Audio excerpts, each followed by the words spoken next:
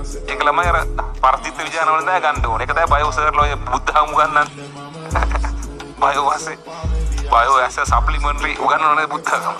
ඒක තමයි. දැන් බයෝ වල දෙන ප්‍රභා සංශ්ලේෂණය ගැන රචනාවක් ලියන්න කියලා.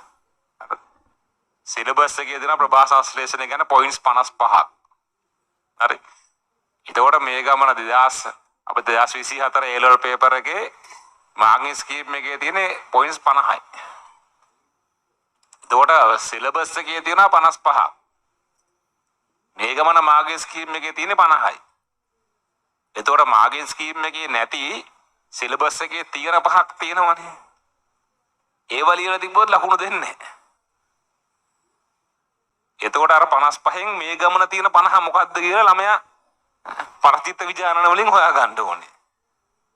ඔගේ ආතල්ම එක තමයි ලබන අවුරුද්දෙත් දෙන ඔය ප්‍රශ්නෙම. ලබන අවුරුද්දෙත් පොයින්ට්ස් 50ක් තියෙනවා. හැබැයි අර ගිය අවුරුද්දේ දාපු නැති 5 මේ ගමන තියෙනවා.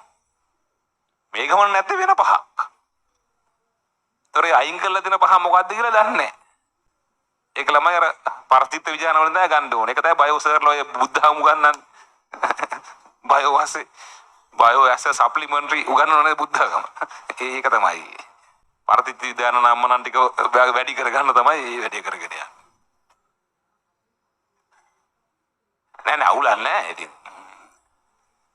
මේ බයෝ ළමයිට බණිනවා නෙවෙයි උන්ට වෙලා තියෙන කරදරේ මම මේ කියන්නේ. පව් අහිංසකයෝ.